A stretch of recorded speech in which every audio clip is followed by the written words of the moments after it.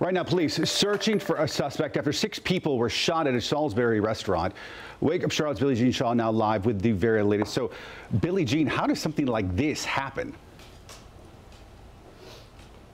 Good morning, Ben. Well, that's something that investigators are still trying to figure out. As far as those 6 people, they are all recovering this morning, but other people running away from the gunfire are also being treated. 2 people were trampled over and another is being treated for anxiety. The shooting happened at Thelma's Down Home Cooking Restaurant early Sunday morning, just after midnight during a party. Police are not releasing the names of the victims at this time, and they're not releasing any suspect information. They are asking anyone, though, who has cell phone video or even pictures from the party to please come forward. The SBI is assisting Salisbury police with this investigation. If you have any information, you're asked to call police immediately.